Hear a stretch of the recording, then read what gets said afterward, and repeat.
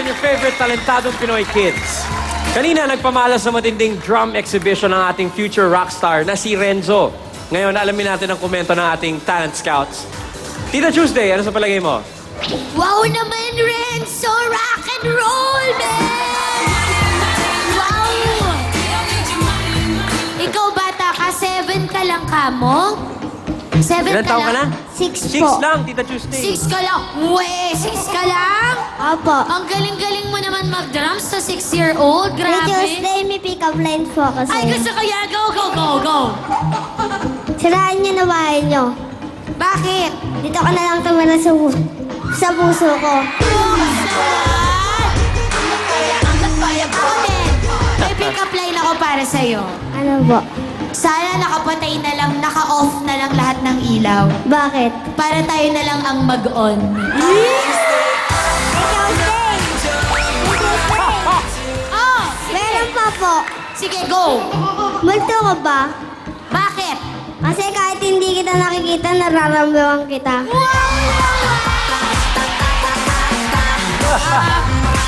Renzo, mukhang nagiging trend na ito din sa Talentado Pinoy Kids na dinidigahan ako ng mga bata. Gusto ko lang ilinaw po sa mga nanonood na hindi po ako pumapatol sa below 10 years old. 10 and above, pwede? At saka ang mister ko, Renzo, ay musikero, so mag-ingat ka ha. May weakness ako sa mga ganyan. Thank you po. Ituloy-tuloy mo yan. Sobrang nawasak ang mundo ko dahil 6 na taong ka lang, nag-freestyle ka na sa naka-double Thank you pedal ka po. pa. At hindi lang yun yung showmanship mo. Sobrang antas na ng level. May audience participation. Nakikipag-eye contact ka. After mong tumugtog, kinuha mo pa yung mic mo. Tapos nirarouse mo yung mga tao. Talagang born performer ka, di ba? Thank you po. Alam mo, naaaliw ako sa mga batang parang hindi batang. Siguro mga 65 ka na, niloloko mo lang kami talaga. Mabuhay ka, Renzo! Go! Keep on doing what you're doing! Thank you, Tuesday. Ruby? Yan ang gusto kong attitude eh. Yung laging masaya, pagkatugtog, kahit anong sabihin sa kanya, sabi nga ni Ate Tuesday, di ba? Ate ha, hindi tita, pinabata. Naka-double pedal. Ang galing, double pedal din yung Stephen eh. Double pedal din. Naka-double pedal din si Renzo eh. 6 years old ka lang. Opo. Kailan ka magsi-7? Sa June 2 po. Sa June. Malapit na, mag-7. Dali lang, Ryan, ha? Enchong! Alam mo na, magbe-birthday ito. Ba, Alam mo ibig sabihin nun, di ba? pwede. Teka, alam ko na yung linya na yan eh. Kuya Ryan. Ayun na! Baka pwede naman. Birthday naman eh. Ayan na!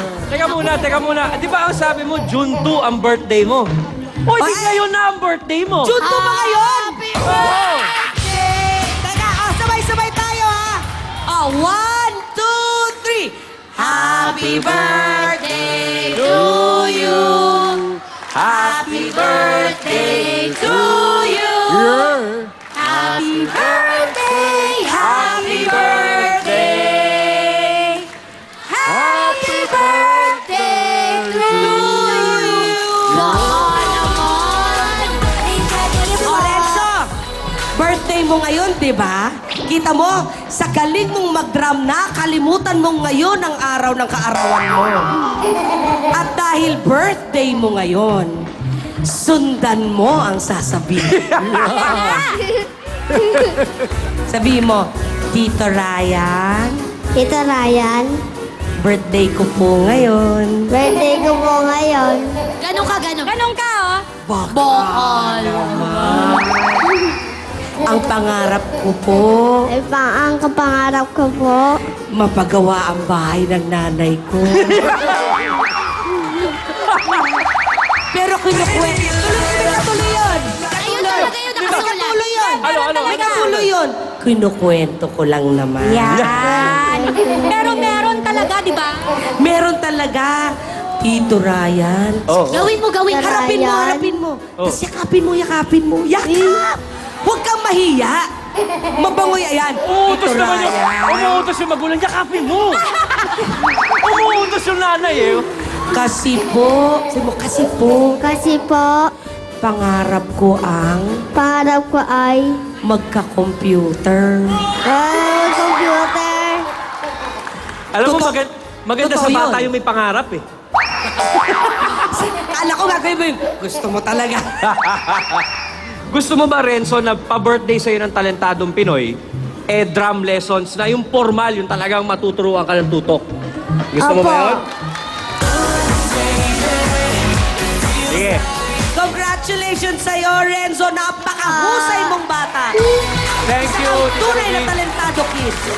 Mami, okay ba sa'yo yun, yung formal lessons ng drums? Okay ah. Tita Manilin. Kita mo na, Renzo, hindi pa man din, parang panalo na rin ang pakiramdam dahil meron ka nang ibinigay ng talentadong Pinoy, mag-aaral ka na.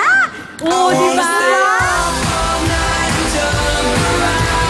Alam mo, anak, maganda yon kasi bilang ikaw ay magaling nang tumugtog, lalo ka pang gagaling. At kapag inihalo ka sa iba, mangingibabaw ka kasi talagang talented ka na, tapos nag-aral ka pa. Di ba?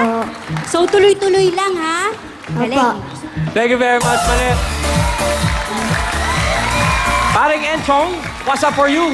Nako, Ryan, pag nakakapanood ako ng ganito kagaling na talent, ang masasabi ko lang,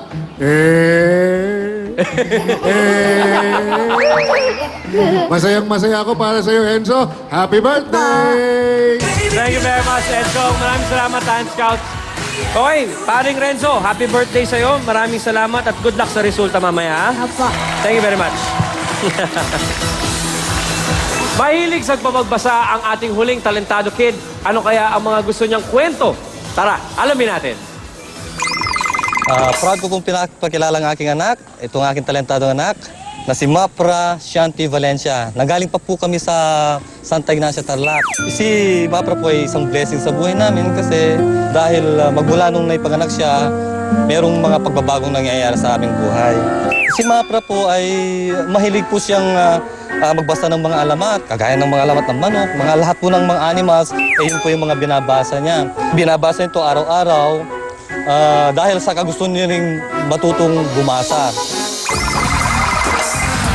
With a very colorful talent to share, please welcome Mapra Shanti Valencia or simply Mapra.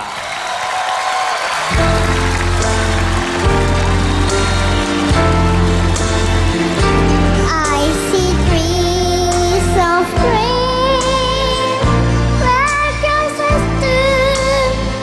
I see them bloom for me and you, and I sing to myself,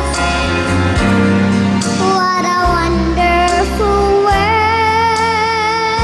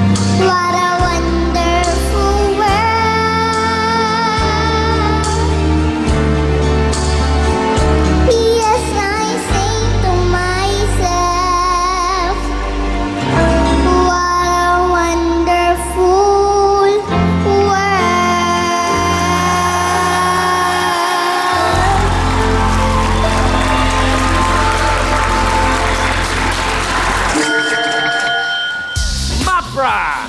Siguradong marami pang kwentong maipapamahagi sa atin si Mapra, kaya makipagkwentuhan tayo sa kanya in just a bit. Talentadong Pinoy Kids will be right back.